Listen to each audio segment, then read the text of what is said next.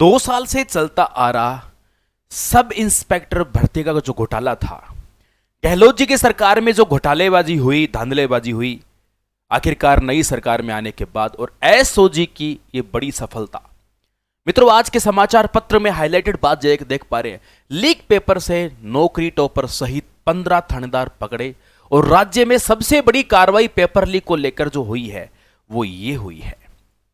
ये तो सारी बात सबको पता है और क्लियर है। अब मुद्दे की बात यह है कि ये भर्ती निरस्त होगी या नहीं होगी, इसको लेकर एक्सपर्ट की क्या राय है। निरस्त होगी या यथावत रहेगी ये परीक्षा। इस परीक्षा का आयोजन करवाया था आरपीएससी ने। आरपीएससी के वर्तमान में चेयर है रामनिवास मेहता जी।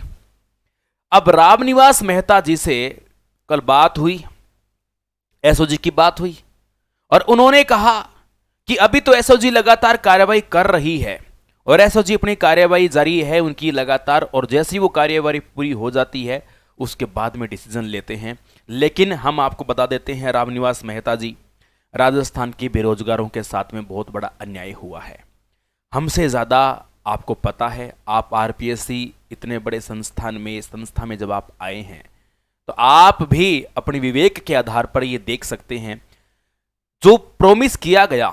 सबसे बड़ी गड़बड़ तो ये इसकी शुरुआत होती है कि मेटल डिटेक्टर की तैयारी की जा रही है और ये समाचार पत्रों में छपवाया गया। और जब मेटल डिटेक्टर थे तो जब अंदर मोबाइल जा रहे थे तो सबसे पहले तो मुझे इस बात का जवाब देना चाहिए इन लोगों को जवाब कि ओएमआर सीट की वीडियोग्राफी वगैरह जो हुई थी और वीडियो बन रहे थे पेपर के अंदर, क्लासरूम के अंदर, वो वीडियो कैसे बने। मेटल डिटेक्टर वाला प्रोग्राम तो वहीं फेल हो गया। और दूसरी बात ये, बीकानेर के कलेक्टर का बयान तक आया था, 70 से 80 अलग अलग इस पे एफआईआर भी हुई थी पेपर लीक प्रकरण के। पाली से बीकानेर पेपर आया था, जब मामला वहीं पर क्लियर था उसके बाद में उसमें पारदर्शिता तो कहां थी। निरस्त को तो वहीं पर ही बात बन जाती है। लेकिन नहीं, बच्चों को सड़कों पर दौड़ाया गया। बच्चे जो लोन ले लेकर तैयारी करने जयपुर आए या अपने घर से कोचिंग संस्थान गए या जैसे भी उन्होंने त्याग किया या शुभ दिन में काम कर रहे हैं, रात को तैयारी की, कुछ भी किया, लेकिन उन बच्चों के साथ धोखा हुआ है। तो पहली तो एसओजी को सैल्यूट बनता है, जो राजस्थान में स्पेशल ऑपरेशन ग्रुप जो हमारे यहाँ कार्य कर रहा है, एसओजी उन्होंने। और हम तो ये कहना चाहेंगे कि एसओजी जो कार्य कर रही है छोड़ना नहीं है, भले फांसी के फंदे पर चढ़ाना पड़ जाए इन दोषियों को और कड़े कानून के तहत इनका सफाया होना चाहिए।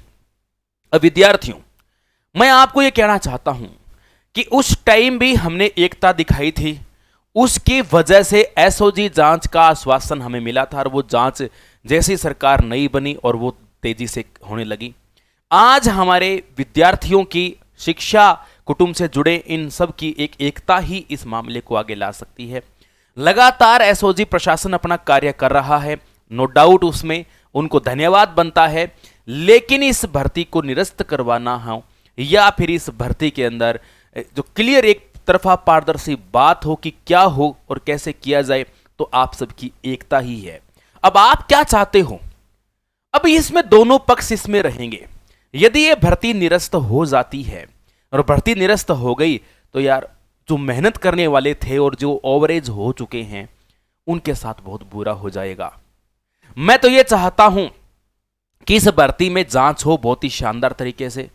जांच के दौरान एसओजी फुल भयंकर अच्छी जांच करके और जितने भी लिस्ट के अंदर जैसे ये मुन्ना भाई पकड़े जा रहे हैं उन सारे को लपेटे में लिया जाए और लपेटे में लेकर और जो वास्तव में पारदर्शिता के साथ में लगे हैं, जिन्होंने मेहनत की है, उनको लगे रहना दें। क्योंकि यार उनकी ओवरेज हो जाए, दोबारा उस तरह से डेडिकेट करना पूरा बहुत मुश्किल काम हो जाएगा और पुनः एक शानदार भर्ती, एक एसआई की बड़ी भर्ती और निकाल दी जाए और जो विद्यार्थी थे उनको विशेष प्रावधान दिए जाए।